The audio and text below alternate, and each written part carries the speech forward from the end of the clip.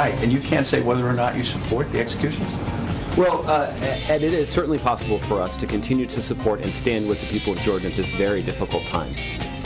Clearly their nation, in the same way that we all are, is shocked and appalled at this terrible act of violence that was captured on video by ISIL. Yeah, but as you heard from Josh Earnest, he couldn't answer Ed Henry's question, which is you can't say whether or not you support the executions. I want to start right there with our guest, Ed Henry, Chief White House Correspondent for Fox News. Did you ever? Good morning, Ed. Did you ever get an answer from Josh Earnest as to whether they? No, he didn't answer that, and I think probably more importantly is when I pressed on the question of, well, what about supporting more substantively, sending more weapons to Jordan? Because remember, King Abdullah was in town before the horrific execution of the Jordanian pilot in order to drum up support on Capitol Hill from Republicans and Democrats to get more weapons. He's been running out of sorties, and he wants to step up the campaign against ISIS, which you would think the U.S. government wants him to do. We want key members of the coalition like Jordan to help step up this effort. And Josh Earnest repeatedly would not commit to the White House, the president, supporting more weapons going to Jordan. And so we've been told behind the scenes that Jordan's been going hand in hand to other countries trying to get weapons to step up the campaign against ISIS. Well, if the president really wants to degrade and destroy ISIS, as he said publicly many, many times, why are we not helping this key ally? Ed, when we hear the president talk about things with great passion, it usually has to do something about, helping the poor, redistributing wealth. He's attacking Republicans in their positions. That's where we see this president get excited. He pounds the table. He has passion in his voice. And when we ask him questions about the threat of ISIS, I'm sorry, I say this all the time, he sounds like he's reading his grocery list. Well, go back to the State of the Union, and, the large majority of that was about, free community college and all of his ideas on the domestic front. And obviously, to be fair, presidents of both parties spent a lot of time in the State of the Union, especially in the last couple of years, trying to burnish their legacy with these big domestic items, their big ideas that may or may not ever see the light of day. But given the threat from ISIS, that Ash Carter, the president's defense secretary nominee on Capitol Hill yesterday, said the biggest threat to America right now is ISIS. It was sort of surprising how little time the president spent in that State of the Union. As you say, getting passionate, getting exercised about, hey, folks, this is a big deal. And so, look, another example would be, this authorization for the use of military force. They use this ridiculous acronym on the Hill, AUMF, authorization for the use of military force. What that means, though, is some real substance there, which is, the whole, underpinning of our current efforts against ISIS are because of an authorization of the use of military force going back to the Bush administration. And Democrats and Republicans, again, on a bipartisan basis, have been saying, we need a new authorization. That's long outdated. And so back in November, the day after the election, the president said, I'm going to seek a new authorization to go after ISIS from the Congress. Bob Corker, the new chairman of the Senate Foreign Relations Committee, told Brett Baer a couple of nights ago, they still haven't seen it. The president said he was sending it in November. I didn't say he was sending it the next day, but you would expect he'd send it sometime soon. If we're going after ISIS on all fronts, where's that authorization so that, we can put the pedal to the metal? The point, I think the broader point is that Jordan's King Abdullah, especially after this horrific execution a couple of days ago, is saying he's going all out. This is an intense battle. We're stepping it up.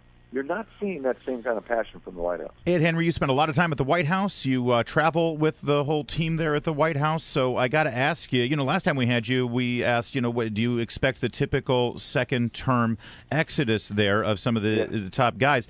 We know John Podesta is leaving in February. We just learned yesterday that Jennifer Palmieri, the communications director, is stepping down, likely to join Hillary Clinton's presidential campaign. Dan Pfeiffer also stepping down. Are we starting to see the proverbial rats leaving? No, I do think, and you did ask that question last time, and I think you were absolutely right to be thinking, are people just going to be heading for the exits? This is pretty traditional for presidents this late, and I think what presidents typically do, Brian will remember from the Bush administration, President Bush went to key aides and said, look, you can't leave 6 months from now. You can't leave 9 months from now. You either have to sign up for the final 2 years or you got to leave right now. And I think for someone like Jen Palmieri, who's seeing that 2016 is where all the action is going to be, she served in the first Clinton administration. Yep. She wants to go back in the second Clinton camp. Dan Pfeiffer was expected to leave for a long time. I think your broader point, This is going to be a problem for the president, though. His inner circle is shrinking ever more, and it's basically just him and Valerie Jarrett, who, some folks in his own party have said, that Valerie Jarrett is too protective of him, doesn't reach outside the circle. It's going to be incumbent upon the president and his chief of staff, Dennis McDonough, to get some fresh legs in there, pardon me, because everybody has left, as you say. I've got to ask you a question about the news of the day, and it has to do with journalism. You're Sure. a journalist. You know how integrity and being accurate in what you say is very important. You no doubt have noted that Brian Williams has taken back his story about how he was in a helicopter in 2003 and as a war correspondent, and that his helicopter took fire. It's a story that he's told many, many, many times, and we now know that it's not true. And even in the apology, he didn't really quite come clean, because he said that he was in the follow-on helicopter, suggesting he was, right behind the helicopter that took fire. Sure. And it turns out that actually he landed about an hour after that helicopter Right. landed. Now, what happens to Brian Williams now, in your estimation? And I speak as a journalist, and I don't want to put you on the spot, because Yeah, I hear you. But I mean, that's a big story, and one wonders how he survives. I have to, be honest and upfront that I've had a couple phone conversations, a couple of meetings with Brian Williams over the years, and I've always thought he's a man of integrity and have admired and respected him. So I have to put that on the table. I'm stunned by what happened as you read this, and you see how his story over the years has gotten more and more remarkable. About he started out telling the truth, and then over the last 12 years has sort of didn't tell the truth. I mean, there's no way to sugarcoat that. Well, but it seems if there was one thing that you would remember in vivid detail, it would be that moment when your helicopter was shot at. Yeah, and so, look, he's the lead guy, the anchor, the managing editor of NBC Nightly News, which had been number one for a long time. ABC's been nipping at their heels lately with David Muir. Bottom line is, all you have is your integrity, and, I can't say what I think's going to, because I don't know what's going to happen, but I'm stunned by it. I can't believe that he did this, because it's a self-inflicted wound. He didn't need to embellish this. He was in Iraq. He, has been a war correspondent, Iraq, Afghanistan. There was no need to exaggerate this or to lie about it. And also, he's somebody we should know. He's been a volunteer fireman in New Jersey. Cared deeply about the victims of 9/11 and the first responders who tried to help. So he didn't need to embellish his resume. He's had this great, fine record. So I'm stunned by it, and I think that given what's happened already at the Today Show at NBC, now this, it's a deep blow, and nobody knows where this is going to end. But I feel for him as a colleague, because I do have great respect for Brian Williams. But Do you expect he survives this?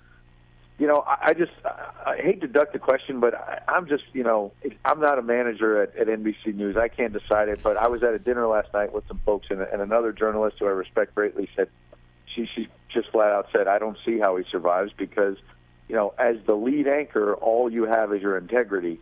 And this is one that's not a close call. He basically made it up. And so it's going to be very hard. I don't know if Ed Henry would let Josh Earnest get away with that dodge, but we will let you, Ed. Ed Henry, always great to have you. Thank you so much for joining us this morning. Thanks for having me. Thanks, Ed.